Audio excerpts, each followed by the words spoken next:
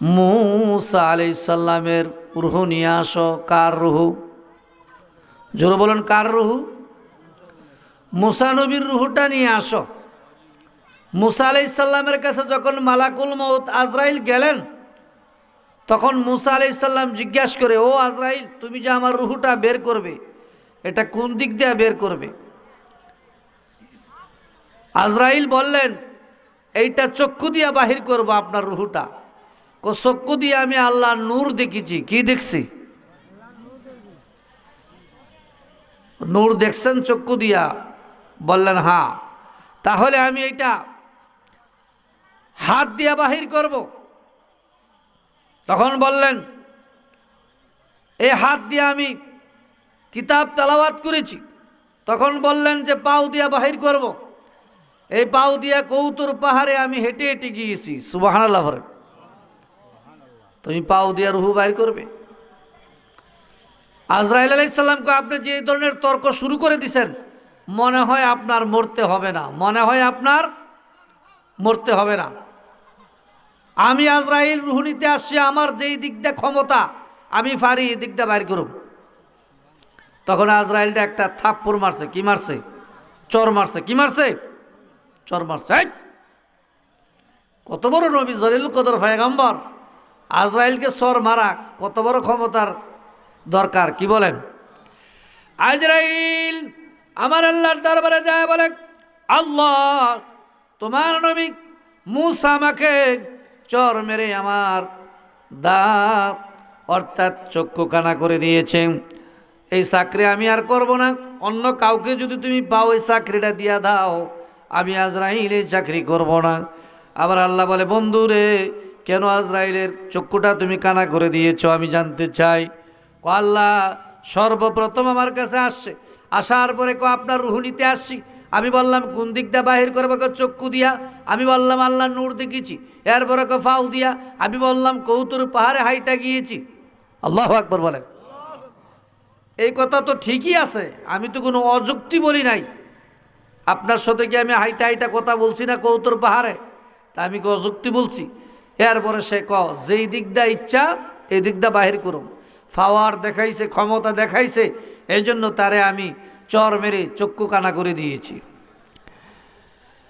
সে যদি বলতো আমার আল্লাহ যে দিকটা হুকুম করে এই দিকটা আমি বাহির করব, সেইটা বলে নাই, আপনার নাম নেয় নাই, আল্লাহর নাম নেয় নাই, এই জন্য আমি তাকে এই অবস্থা করেছি।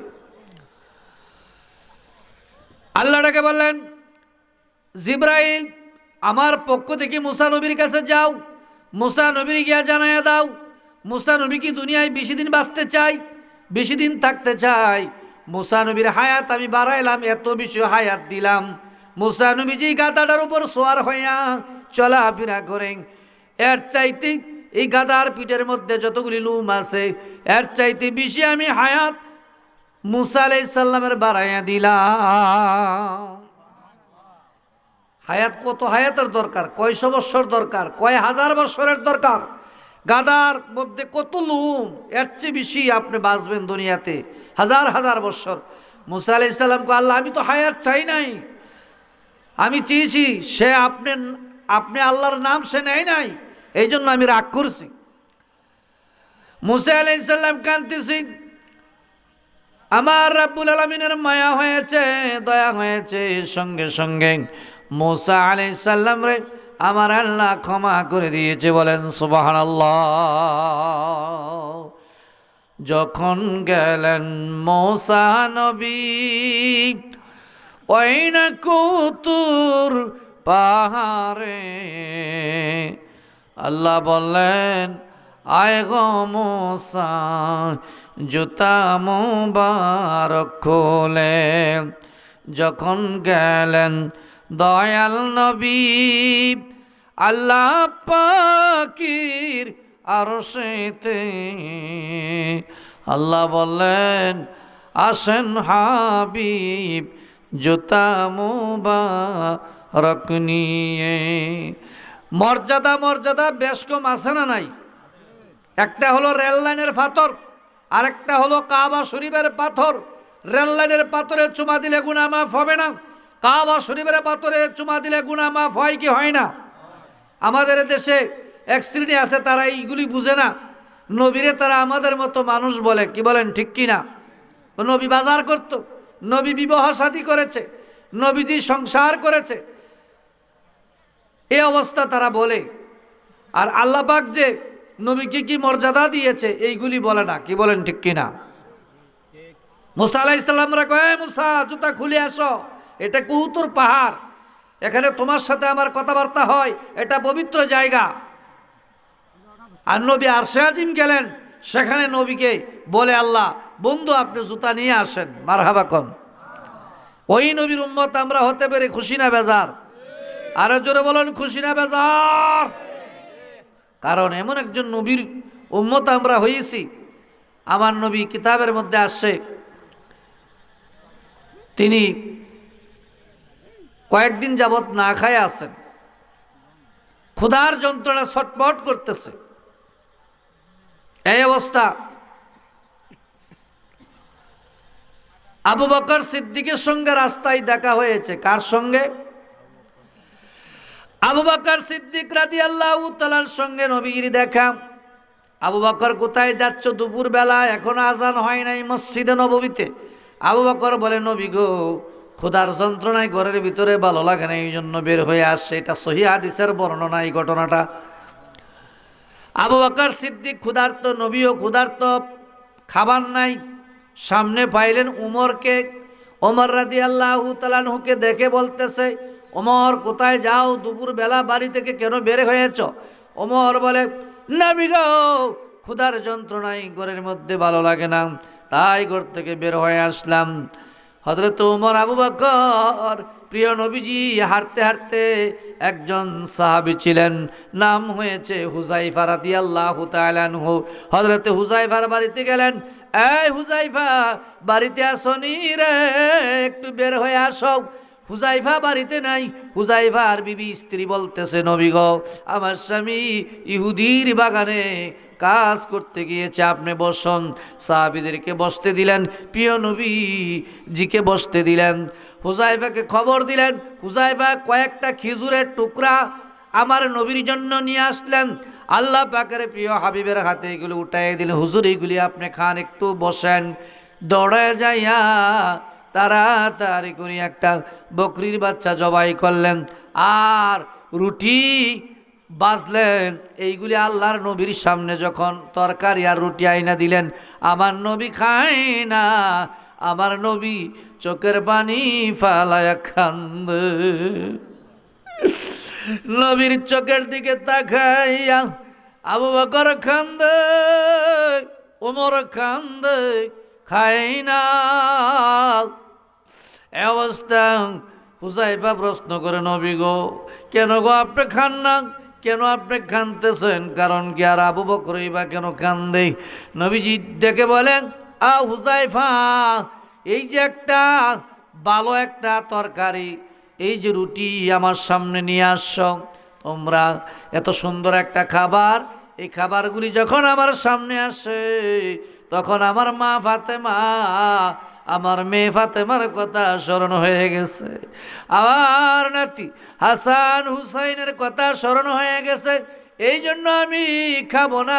কারণ হইল, যদি পারো একটা বাটির মধ্যে, কৌটার মধ্যে হাসান হুসাইনের জন্য, ফাতেমার জন্য কিছু তরকারি দিয়ে আসতে পারো, যাও, তাড়াতাড়ি করে যাও। আল্লাহর নবী কান্দে।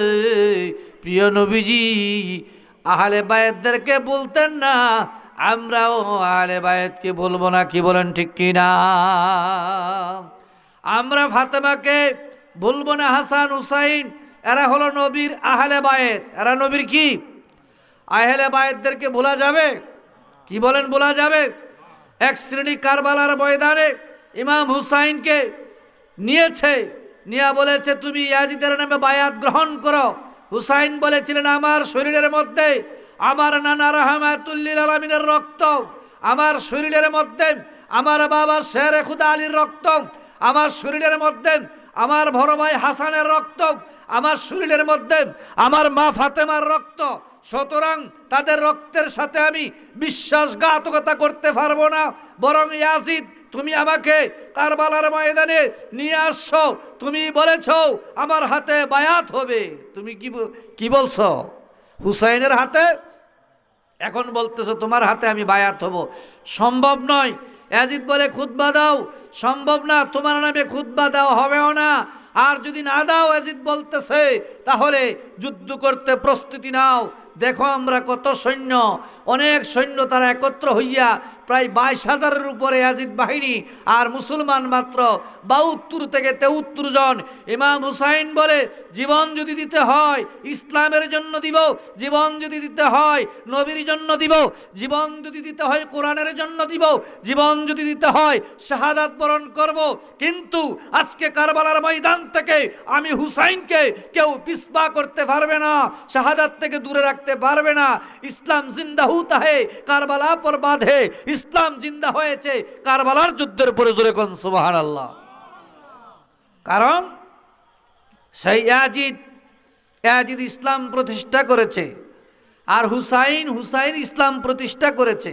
হুসাইন ইসলামের সৈনিক হলেন আপনারা, যারা বিশ্ব জাকির মঞ্জিল গিয়েছেন, যারা আল্লামা সাহেব কাবলা ফুলতুলির কাছে গিয়েছেন, যারা সিরাজনগর দরবারে গিয়েছেন, যারা নেয়াতপুরি গিয়েছেন, বাবা শরফুদ্দিন চিশতিকে যারা মানেন, বাবা নাজিমউদ্দিন চিশতিকে যারা মানেন, বান্দার শরীফ বাবা গোলামুর রহমানকে যারা মানেন, আমরুড়ি বাবাকে যারা মানেন, খান্দুরা, সুতুরা, মাসিহাতা, এরপরে সেই গুলাব শাহ বাবাকে যারা মানেন, সুন্দর শাহ, মিসকিন শাহ, এই সমস্ত অলিদেরকে মানেন, বাবা শাহজালাল শাহফরান, বাবা নাসিরউদ্দিন সিপাহী সালাহ, বাবা আরিফিন শাহ, শাহ কমরুদ্দিন রুমি, আমানত শাহ, তারপরে মিসকিন শাহ, এই সমস্ত অলিদেরকে যারা মানেন তারা হলো হুসাইন ইসলাম। কি বলেন ঠিক কিনা?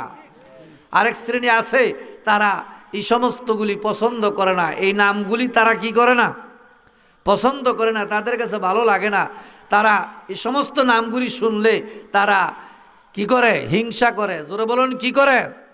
আরো জোরে বলুন কি করে? এক দেশের মধ্যে আসিল ফরিরা ফকিন্নি ভিক্ষা করতে গেছে, গরিব মানুষ, এক পর্যায়ে ভিক্ষা টিক্ষা করছে। ফকিন্নি যেই বাড়িতে যা, এই বাড়িতে আল্লাহর হস্তে মাফ করো, চাউল তো দেওই না, মাফ করো। ফরিরা কিছু পাইছে, এই অবস্থা দুইটা ঝগড়া লাগছে। কি লাগছে? ঝগড়া লাগছে। একজন দরবেশে ফরিরাকে একটা মন্ত্র শিখাই দিছে। কি শিখাই দিছে? মন্ত্র। মন্ত্রটা কি?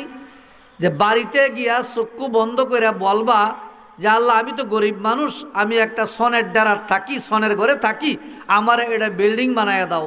তোমার বাড়িতে বিল্ডিং হইব একটা, মানুষের বাড়িতে হইব দুইটা। মানুষের বাড়িতে কয়টা? যে কইব হের বাড়িতে একটা, আর যারা কয় না হেদের বাড়িতে কয়টা? এরপরে আল্লাহ আমি গরিব মানুষ, ভিক্ষা করে কষ্ট করে চলি, আমার বাড়িতে একটা বিল্ডিং বানায় দাও।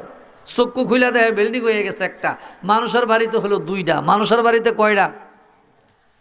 আল্লাহ খালি যদি বিল্ডিংয়ের ভিতরে ঘুমাই তাহলে তো হবে না। দ্বিতীয় মন্ত্র বলতেছে, এই বিল্ডিংয়ের ভিতরে 100 বস্তা চাউল দাও। কয়শো বস্তা? মানুষের বাড়িতে হইছে কয়শো বস্তা? 200। নিজের বাড়িতে একটা হইলে মানুষের হইব কয়টা? নিজের 100 হইলে মানুষের কয়টা হইব? 200। ফরিরা কই এই ধরনের মন্ত্র শিক্ষা আইছ, মানুষের বড় লোক বানাও, আর নিজের কম, মানুষের বড়। নিজের বিল্ডিং একটা, মানুষের দুইটা, নিজের 100 বস্তা চাউল, আর মানুষের হলো 200 বস্তা। এইগুলি কই শিখছো, কই পাইছ? এখন কথা হলে শোনো, মন্ত্র তো 3টা আইছে, 2টা কই এলাইছি, আরেকটা রইছে। আরেকটা কি? হেটা তোমারে দিলাম। ফকিন্নি ক এই দেশের মানুষের চোখ হইল 2টা। কয়টা? আল্লাহ তুই আমার একটা চোখ লইয়া যা, একটা গেলাগা আরেকটা দিয়া দেখতার ফকিন্নি, আর বাকি মানুষের যত আছে আর তো ডাবল যাইব। কই যাইব? ফকিন্নির একটা গেলে মানুষের কয়টা যাইব? 2টা। চক্ষু বন্ধ করে কইছে একটা গেছে গা। এখন দেখা যায় সব মানুষের 2টা চক্ষু না, সব কানা বানাই দিছে। সব কি এলাকার মানুষ কি হয়ে গেছে? কানা হয়ে গেছে। তো এরকম ফরিকা ফকিন্নির মতো হিংসুক মানুষ সমাজে আছে না নাই? যারা মাজার ভাব পছন্দ করে না, যারা পীরের বাড়িতে গুরু যা, পীরের বাড়িতে গোলাপ জল যায়, ফিরের বাড়িতে আগরবাতি যা, ফিরের বাড়িতে মোমবাতি যা, ফিরের বাড়িতে মিলাদ হয়, জিকির হয়, নবীর শান মান আলোচনা করা হয়। এই সমস্ত জিনিসগুলি তারা সহ্য করতে পারে না। কি বলেন ঠিক কিনা? আর একটু জোরে বলেন ঠিক কিনা? আল্লামা সাহেব কেবলা ফুলতুলি তিনি মাহফিলের শেষে একজন ব্যক্তি এক গ্লাস পানি নিয়ে আসছে। কি নিয়ে আসছে? মিয়া সাহেব পানিটা একটু পয়রা দেন। সাহেবে কি করলেন? এটার মধ্যে ফু দিলেন। কি দিলেন? ফুড়া দেওয়ার পরে যেই লোকটা গ্লাসটা নিয়ে আইছে তার বিশ্বাস হয়েছে না। কি হয়েছে না? বউ জিগা সাহেবের কাছে কি গ্লাস নিয়ে গিয়েছিলেন? কো গেছি। ফু দিছে? কো দিছে। কোনো ফয়রা টরে দিছে না এমনি দিয়ে দিছে? কো দেখলাম না কোনো পড়তে। কইছে সাহেব আমার বউয়ের পেটের ব্যথা, ফু দিয়ে দিছে। ও আবার যান গিয়া কোন যে একটু বালা কইরা সুরা করাত ফইরা ফু দিত। আবার আইসো কিতা বেড়া, আবার আইলা তুমি? ক সাহেব আবার আইসি, আমার ওয়াইফে বলছে একটু বালা কইরা সুরা করাত ফইরা ফু দিতেন। ও সুরা করাত ফইরা ফু দিতে হইব, তোমার দেখাইতে হইব এটা। কয়টা বিশ্বাস আমার, একটু দেন না দয়া করে। সাপ কেবলা সুরাডা ফইরা ফু দিতে বাজান দিরি, সঙ্গে সঙ্গে গ্লাসটা টুকরা টুকরা হয়ে গেছে। আল্লাহ আকবর বলেন না? ওলি আল্লাহদের পাওয়ার। এটা কার পাওয়ার? সলিমুদ্দিরা কলিমুদ্দিরা বিশ্বাস করে না, ওলি চিনে না। এরা চিনে বলি, এরা কি চিনে? বান্ডার শরীফের পীর বাবা গোলামুর রহমান, হাবিবুল বাশার, মুজিবুল বাশার, শফিউল বাশার বাবা ভান্ডারী। কি বলেন ঠিক কিনা? ঢাকা শহরে যাত্রাবাড়ির পশ্চিমে একটা জায়গা আছে দয়াগঞ্জ। দয়াগঞ্জ এলাকা কতগুলি লোক জিগির করতেছে। কি করতেছে? আর একটা কি করছে? মদ খাইয়া মাতাল হইয়া যারা জিগির করে এটার উপরে হামলা করছে। কি করছে? হামলা করছে। মদ খায়া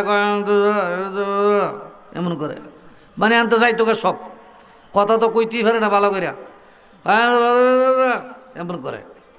এর পরে যে ঘরের বেড়াবোড়া ভাঙ্গা লাইছে, ঘরের বেড়াবোড়া কি করছে? ভাঙ্গা লাইছে। এই যে একটা বেয়াদবি করছে, তার আসিল একটা সন্তান। কি আসিল? সন্তান 6 মাসের। বাড়িতে গেছে পরে বন্ধু এমন কান্দা শুরু করছে এই বাচ্চা, কিছুতেই থামে না। শেষ পর্যন্ত বউ জিগা, এই তুমি কি করছো আজকা? কি আকাম কুকাম করে আইছো? কোন জায়গা? কোন আকাম কুকাম আজকা করছো নি? তোমার তো কাম হইল খালি খারাপ কাজ করা। একজনে মারণ, একজনে ধরন, একজনে ফিডান, একজনে বাইরান। মদ খায় মাথা লইয়া ফেরে তাও রাস্তায়। কোনো মান ইজ্জত আছে না? কোনো সম্মান আছে তোমার? আজকা কি কাম করছো? কও কোন আকাম করে আইছো? কও আমার লগে, আমি তোমার বউ, আমার লগে কও কি করছো? আরে কিছু মানুষ জিকির করছিল, এদের মার সালাম। এরপরে বেড়া বোড়া ভাঙ্গে লিছি বাইরে। এই চান তো সর। কয় বেয়াদবি করে আইছো? বেড়া আল্লাহ বিল্লাহ করতেছে আর তুমি কি হামলা করছো? এ আকাম করে আইছো, হন তোমার সন্তান দেহ, তুমি থামাও। কিছুতেই বাচ্চাটারা থামাইতে পারে না, এমন কান্দা কান্দতেছে। শেষ পর্যন্ত রাত্রে একটা মাইকি কইরা ফটিক ছুরি, কোথায় ফটিক ছুরি যখন গেছে, যখন বাবা ভান্ডারীর হাতে সন্তানটা দিছে, সঙ্গে সঙ্গে সন্তানটার কান্দা থেমে গেছে। কান্দা কি করছে? তখন বলতেছে, তো দরুদ শরীফ পড়, আল্লাহুম্মা